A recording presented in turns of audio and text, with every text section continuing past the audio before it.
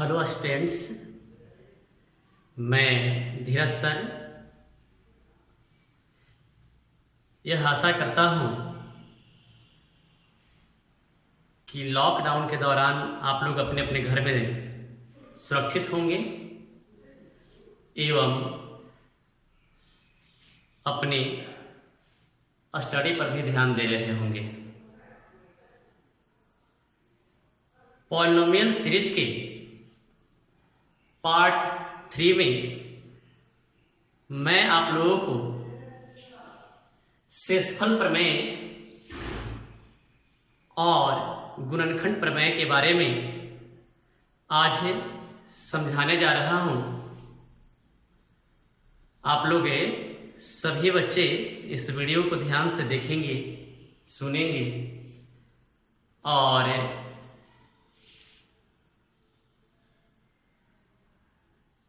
समझने का प्रयास करेंगे और किसी तरह की समस्या आने पर आप कमेंट बॉक्स में अपनी समस्या को रखेंगे। आज सबसे पहला जो टॉपिक जो आप लोगों को बताने जा रहा हूं बच्चों, वह है शेषफल प्रमेय, जिसको हम लोग रिमाइंडर थ्योरम कहते हैं। यह प्रमेय बतलाता है कि यदि px एक या एक से अधिक घात वाला कोई बहुपद हो एवं a कोई वास्तविक संख्या हो तो px को x माइनस a से भाग देने पर शेषफल pa प्राप्त होता है। शेषफल प्रमेय यह जो है x माइनस a से भाग देने पर शेषफल pa प्राप्त होता है। चूंकि बच्चों a वास्तविक संख्या है अर्थात pa भी कोई वास्तविक संख्या ही होगा, यह भी कोई वास्तविक मान ही देगा। तो आप लोगों को पिछले वीडियो में हमने बताया था कि जब हम लोग रैखिक बहुपद से भाग देते हैं तो शेषफल जब भी हम लोगों को प्राप्त होता है तो भाजक की घात से छोटा प्राप्त होता है। तो हमारा जो भाजक है यहाँ पर x माइनस a रैखिक बहुपद है, एक घात वाला बहुपद है, अतः इससे भाग देने पर जो भागफल और जो शेषफल प्राप्त होगा बच्चों, वह एक से कम घात वाला प्राप्त होगा बहुपद। और चूंकि यह एक घात का बहुपद है, इससे कम वाला अर्थात शून्य घात वाला बहुपद अर्थात अचर बहुपद प्राप्त होगा, अचर राशि वाला बहुपद प्राप्त होगा। तो यही शेषफल प्रमेय कहता है कि यह जो शेषफल जो प्राप्त होगा वह pa प्राप्त होगा अर्थात वास्तविक मान को बतलाएगा, वास्तविक संख्या को बतलाएगा। और एक चार्ट आप लोगों को समझने के लिए हमने दिया है कि यदि बहुपद px में x माइनस a से भाग देंगे तो क्या प्राप्त होगा, शेषफल pa प्राप्त होगा। pa कहाँ से, तो px में x की जगह पर x माइनस a का जब शून्य के निकालेंगे बच्चों तो इसका वैल्यू शून्य का आएगा। a का मान रखने पर प्राप्त मान जो होगा वही आपको शेषफल का मान बतलाएगा। उसी तरह से जब बहुपद px में बच्चों x प्लस a से भाग दिया जाएगा तो हम लोगों को शेषफल p माइनस a प्राप्त होगा, क्योंकि यहाँ शून्य के माइनस a आएगा। x प्लस a का शून्य के माइनस a होगा। इसी तरह से बहुपद px में भाजक bx माइनस a से भाग देने पर हम लोगों को p a बटा b प्राप्त होगा, क्योंकि bx माइनस a का शून्य a बटा b होता है। इसी तरह से बहुपद px में bx प्लस a से भाग देने पर शेषफल क्या प्राप्त होगा, p माइनस a बटा b प्राप्त होगा, क्योंकि bx प्लस a का शून्य माइनस a बटा बी होता है। अब हम लोग एक एग्जाम्पल के द्वारा देखेंगे, जैसे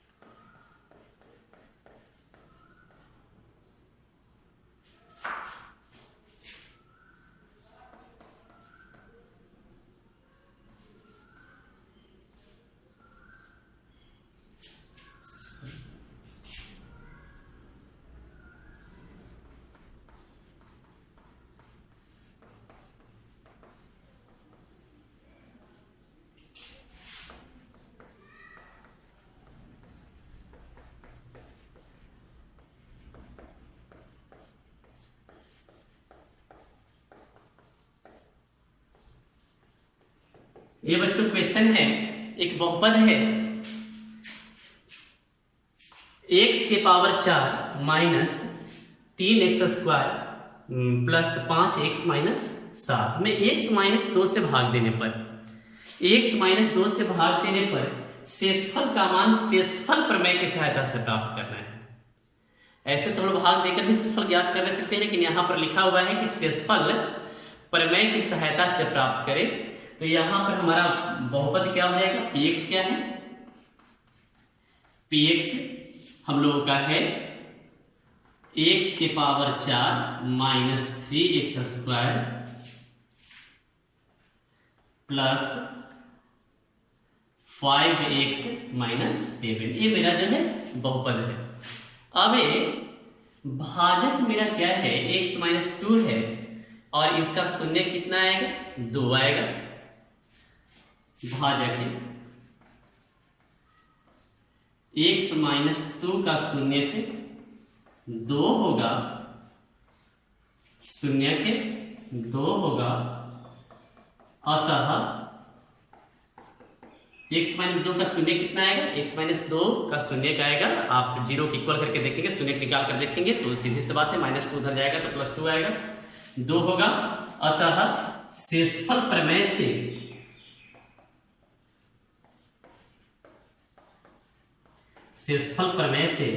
शेषफल हम लोग को P2 होगा, P2 होगा, शेषफल P2 होगा। इसके बाद हम लोग P2 का वैल्यू निकाल लेंगे। P2 का मान क्या आ जाएगा, यहाँ पर देख लीजिए P2 का मान, जहां जहां x लिखा है बच्चों उसके जगह पर हम वैल्यू हम लोग 2 रखेंगे।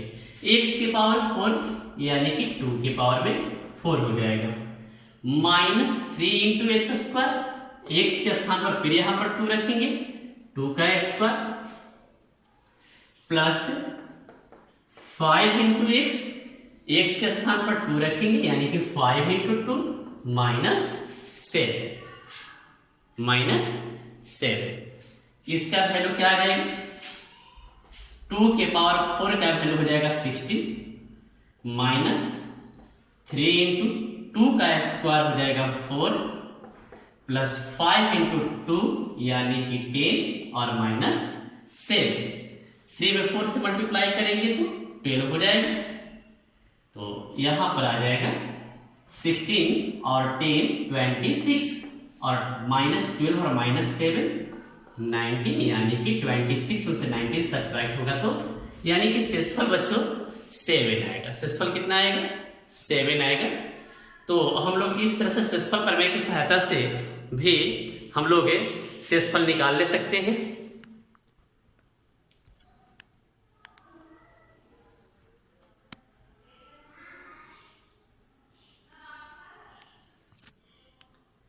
इस तरह से बच्चों शेषफल प्रमेय की सहायता से हम लोग शेषफल निकालेंगे और ये क्लास 9th के बच्चों के लिए बहुत ही इंपॉर्टेंट है। सेसफल प्रमेय की सहायता से सेसफल निकालना है।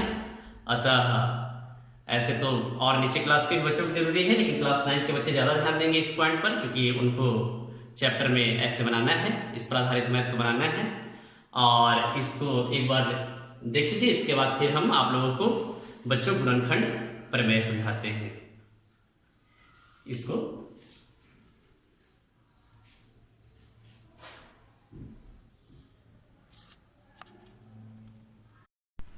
गुणनखंड प्रमेय में बच्चों क्या है, ध्यान से सुनिएगा।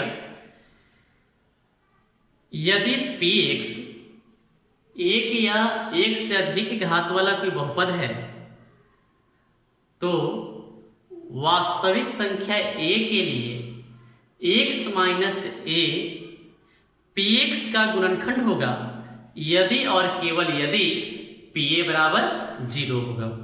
क्योंकि जब तक शेषफल 0 नहीं आएगा बच्चों, pa का मतलब आप लोग समझ रहे हैं कि शेषफल है, तब तक उसको लोग गुणनखंड नहीं कहेंगे।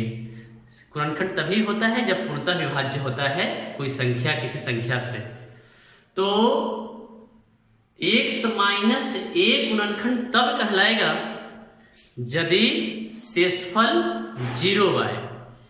और यदि हम लोग इसी के विलोम में क्या बोल सकते हैं, इसी का विलोम क्या है कि यदि x माइनस a px का गुणनखंड है, तो इसका मतलब यह भी है कि उसका शेषफल 0 है, वह संख्या x माइनस a से पूर्णतः विभाज्य है।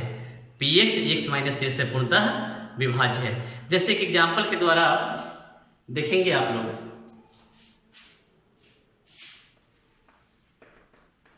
क्या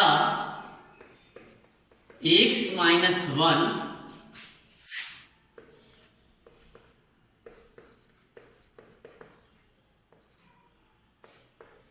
का एक गुणनखंड है?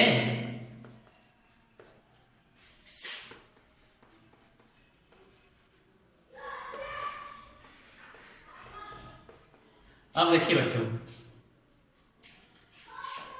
कह रहा है प्रश्न कि क्या x माइनस 1 x के power 4 minus x cube plus x square minus x का एक गुणनखंड है? तो यहां पर हमारा भाजक जो है x माइनस 1 है, x माइनस 1 है, इसका शून्य क्या होगा? चूंकि अब इसका हल देख लीजिए, चूंकि x माइनस 1 का शून्य है, एक है, अतः शेषफल प्रमेय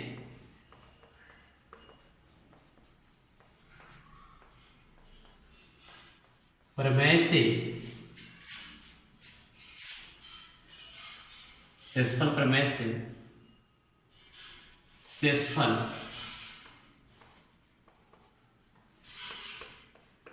P1 होगा। अब P1 का मान निकाल लेंगे हम लोग,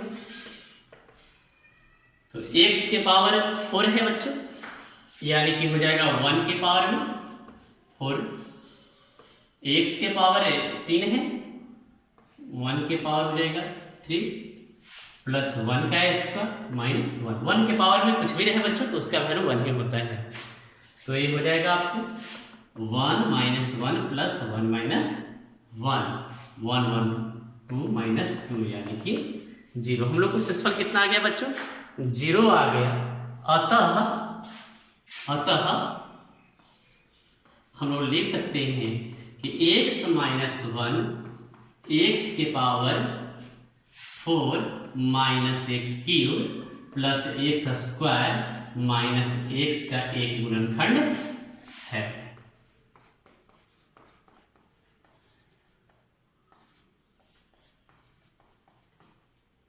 ये गुणनखंड है, सीधी सी बात है। और यदि शेषफल उसी तरह से शेषफल यदि 0 भी आए, इसका मतलब है कि वो उसका गुणनखंड है।